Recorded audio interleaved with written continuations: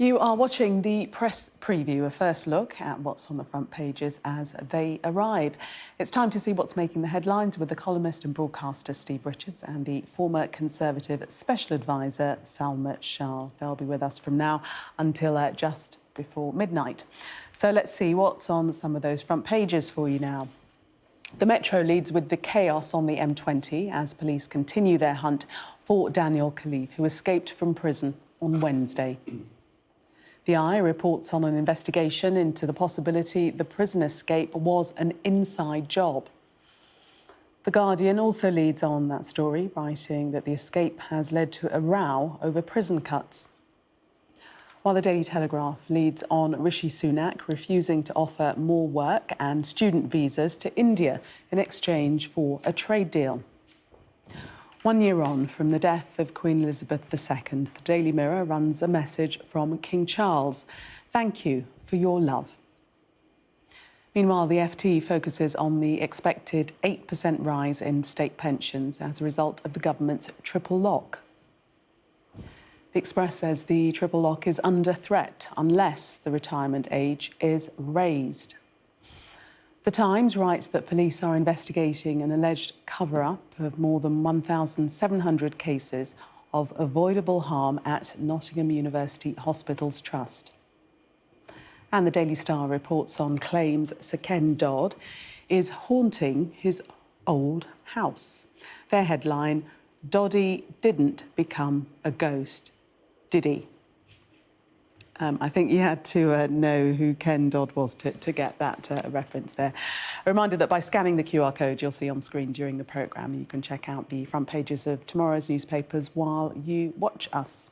And we are joined tonight by the columnist and broadcaster Steve Richards and the former Conservative Special Advisor Salma Shah. Welcome to you both. Let us start with the Metro. Their headline, motorway chaos in hunt for terror spy. This in reference to the manhunt for Daniel Khalif. Salma, take us into this story. Yes, so this is giving us a little bit of detail about the lengths at which authorities are going to in order to locate this escaped terror suspect, and that there are long queues of lorries that are forming outside the M20 as extra security checks are causing delays in search for him. So obviously giving you a sense of scale of what this actually involves to try and locate him. But still, what is interesting is that the Metropolitan Head of Counter-Terrorism, Dominic Murphy, has warned that he could be anywhere in the country at the moment. So there doesn't seem to be any cause for celebration yet. No, indeed. And the Telegraph also on this story suggesting that the missing terror suspect may have had help. This is a quote from a detective. Steve. Yeah, well, you can see why it's on so many front pages, because there are so many levels to it. On one level, it's a worrying and alarming story. On another, it has a sort of James Bond kind of element to it, the chase. No one knows where this person is. I thought those lorry queues were another Brexit story at first, but it's not. And then there is speculation about how it happened and whether there are deeper causes, like the funding of prisons and so on, or whether, as the Telegraph puts it, the suspect may have had inside help. And nobody knows for sure, because nobody knows very much at all about how this happened and where he is. And while that remains the case, it's going to be a big story, and then the implications will be explored as well. And Salma, a major headache for the government. Yeah, huge. And it's very difficult because they need to investigate at the moment to understand what has actually happened. And there seems to be some failures, indeed, in terms of the process of where he was actually placed in a Category B prison as opposed to a Category A. So we are actually going to have to try and locate the cause of this, but regardless, it's going to have to be a government minister who walks out and takes the flak for it. Yes, and as you say, that the category of prison is likely to pay a huge question in as to why and he was just very quickly, it's another story. I know we're going to look at another in this review, of who is in control of what and who is ultimately responsible. And it's fascinating when a prisoner escapes. You know, in the past, a Home Secretary has been under pressure to resign when a prisoner escapes. But who ultimately takes these decisions?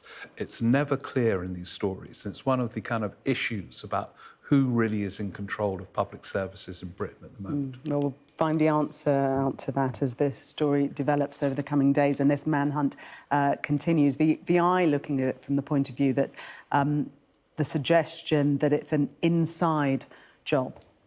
Yeah, and this is interesting because they're saying that the government is actively investigating whether or not he was helped by staff or fellow inmates. Now, at this point, given that we have no leads, it seems, as to where he might be in the country, it is perfectly reasonable for the government to look at all options. I'm not sure that we should be looking at this as a potential answer, but that the government is actually trying to ascertain where he is and whether this could lead to any more information. But Steve, obviously they're looking at all options because there's little that's known at this point. But because it's not at all clear. And then they will have to explore some of the wider implications of whether he was in the wrong unit and all the other things and who took that decision and why and who was accountable to whom. The question at the heart, usually, of all these stories. To the FT and possible Tory autumn by-elections. Well, we know now that there definitely will be. Salma. Yes, well, it's amazing because actually it's a small story on the front page of the FT, and I think there's going to be more on the insides of the newspapers. But this is about Chris Pincher, who you will remember was the MP who has had to resign over a groping row, which has triggered this by-election. But this is another headache for Rishi Sunak because it's a long line of by-elections that he really doesn't need at this point in the electoral cycle. But as I'm sure Steve is thinking about as well, this is going to be a real litmus test. And we were talking earlier that Tamworth, actually, you covered this when it changed hands to Labour in '97. Yeah. This is potentially a big a bellwether, as they say, for the election. There was a by-election there in the build-up to 1997 and Labour gained it. And it was seen as another example of Labour moving to power, as it will be this time if they were to gain it. No one knows in advance. But that's why sometimes by-elections don't really matter very much. But I've got a feeling the ones this autumn do and will really set the scene and determine the mood.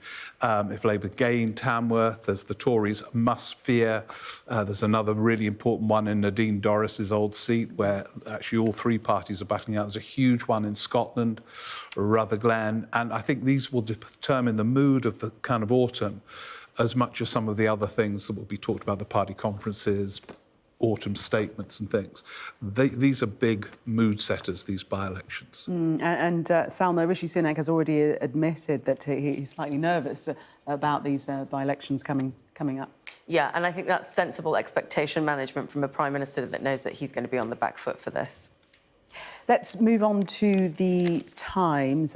This story about the Nottingham NHS Trust, the maternity scandal, as it's been reported, the cover-up of baby deaths being investigated by police. Steve.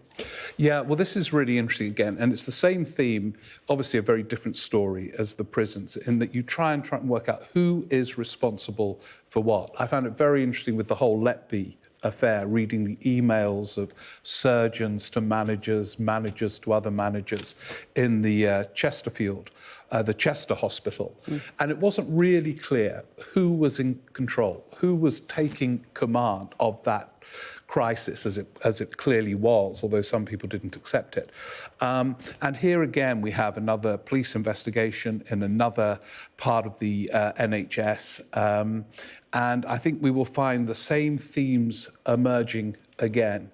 Was there a cover-up? What form was the cover-up? Who was involved in it, if there was one? If it wasn't a cover-up, was it incompetence? In which case, it's these same questions whirling around these big institutions in Britain. And, you know, we've both worked at the BBC. Whenever there's a BBC crisis, it's very hard to identify who precisely is responsible for what. And I think this is kind of whirling around all these stories. And Salma, the police are going to be working alongside Donna Ockenden, senior midwife, who's carrying out this review. So it's all-encompassing. She's investigating the maternity services at the Trust. Yeah, she is. And what's interesting about this is obviously this is looking back as a consequence as well in some ways of the Letby affair. But the numbers that we're talking about is that the Nottingham Trust is accused of failing potentially 1,700 families in this case. So you would expect it to be all-encompassing. What's also interesting is that they are investigating in particular whether staff have breached a duty of candour.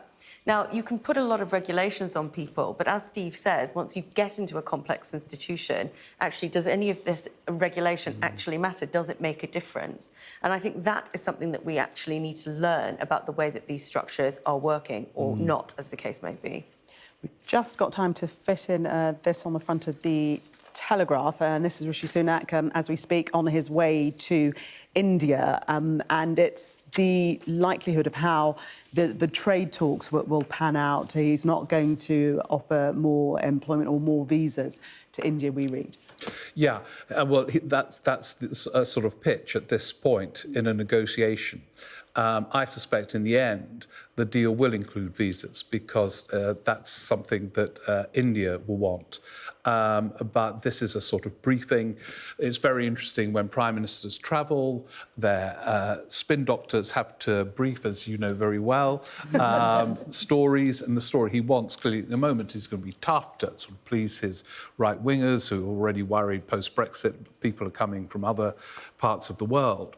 But I wouldn't be at all surprised at the end of that deal that visas play a part, not least because in many cases the kind of people that Britain needs at the moment could be met by people coming over from India. But that's clearly what they want on the front page of the Telegraph tomorrow. But Salma, is that going to appease those to the right of the party, of which we have Suella Braverman listed as one who's opposed to, more visas and extensions of that? I think the problem with coming out and sort of trying to be tough in a negotiation is that it's fine to be tough in a negotiation, but ultimately, if visas are going to be a concession, you're going to have some very upset people on the right wing of the Conservative Party. So he set expectations very high, and if he doesn't meet them, there's going to be a backlash to it. And saying that as well, I worked on visa policy in the Home Office. It is inextricably linked with economic policy. And in this piece, the Prime Minister says immigration policy is going to sit outside of that. Well, we're talking about economic migration. We're talking about growth. These things have to be part of a trade deal. It was always expected that these would be part of a trade deal. So I think it is slightly pushing the boundaries on the reality of the situation. Yeah, absolutely. Michelle. Welcome back. You are watching the press preview. Still with me, the economist and broadcaster Steve Richards and the former Conservative Special Advisor Salma Shah. Let's have a look at the front page of the Financial Times and this story about pensions. The Treasury is preparing to increase the state pension by more than 8% next year because of the controversial triple lock pledge, which has raised retirees' incomes faster than workers' wages. Steve, take us into this story. Yeah, it's one of those interesting things. The triple lock is bonkers in that it guarantees these big increases for pensions. The FT reminds us that the state pension rose by 10.1% the year before this new pay rise. And Just everyone... to explain again what the triple lock is. It locks in the pension rate, there are other locks it does as well, on the basis of wage growth at a certain point. And it is always the most generous possible rise you can get each year. And, of course, it's a universal rise. Lots of pensioners are very well off, don't need it, and getting it. Everyone knows it's bonkers, and no one knows how to break it. Labour, who are, projecting fiscal caution, in a way that makes Sunak seem profligate at times, are committed to the triple lock, even though they know it's bonkers. And the reason being, of course, is pensioners vote. And no one dares go, especially in a pre-election period, dares to challenge it. Although I noticed you reported the Express saying, if this is going to continue, the pension will have to start at a later working age. It's very expensive, and but no one can work out how to end it. Yeah, so the pension rises. Electoral politics, that's all. So the pension rises each year in line with inflation, average earnings, or by 2.5%, whichever is higher. Is the highest. It's always the highest possible option. Is it bonkers, Salma, as Steve says? No, I don't. I actually don't think it's bonkers. And one of the things that Steve and I will probably rarely disagree on. And I find it interesting, and I've noted here that it's described as controversial. And I don't think it is controversial because the reason for the triple lock was to ensure that pensioners who can no longer earn and are living off their retirement don't lose out. And I understand that people are talking about the disparity in wealth between those people who are probably sat on properties and had an easier time versus younger people who are now facing job insecurity and a capital insecurity. But that wealth isn't realised for a lot of people. It's trapped in their homes and things like that. So I think we have to be really mindful that, you know, as much as it is an issue now, there was a reason for the triple lock, there was a sensible reason for the triple lock, and we shouldn't throw the baby out with the bathwater in this instance. But you see, it could be realised if they really needed the money, they could sell a property. Young people don't have that option because they don't own a property. And I think, you know, there's been a lot of focus, they haven't done anything about it, but levelling up has largely been about regional inequality, which is a big theme. But generational inequality is huge. And when you're getting these big flat rate, universal pay rises to people irrespective of wealth, and then you've got young people who can't contemplate buying a house, and renting even is a nightmare, I think it's impossible to justify. But no party will dare challenge it, not actually on your very reasoned grounds, but just the electoral calculation. Interesting point you raised, though, about that generational inequality, which is something that we're going to be discussing a lot more about, I would say, in years to come. Let's take a look at the Mirror and the King's message 1 year on. This is a year on tomorrow from the passing of Queen Elizabeth II. The message, thank you for your love. Salma.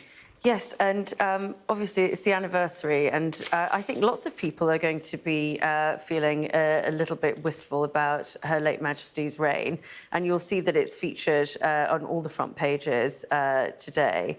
And I do think that it's important to mark it, because even though it's been a year and we've sort of settled into this new reign, I think, with great ease, I think people, well, I certainly do, still miss the late Queen. Mm. And Steve, do you think that there should be some sort of national marking of the anniversary? There doesn't seem to be anything particular. Is there not? I'm sure there'll be a lot in the media tomorrow. And I can't believe it's a year ago. I can so vividly remember Liz Truss making a statement in the House of Commons, messages being passed back and forth to Starmer and all the rest of it. But what does interest me, well, of course, it's, you know, people, I understand people feeling sad about it, but there was a lot, I think, of overblown talk about an era ending and a country being traumatised for a long time to come. Now, the country was traumatised in September, but more by the Liz Truss era and the budget that all went wrong. To be honest, I think, than the Queen dying in her 90s. Was she in her 90s? And it doesn't feel to me as if an era ended and a new one has just begun. It might do in other matters of politics and whether we're ending an era of Conservative rule, but I don't feel profound change. A lot of people would differ. No, I'm sure. I think in longer time, historians may judge this differently. I mean, it's a year, but it's still only a year. I think in historical terms, I think this will be a real marking of a break and change. I think you're right, Salma.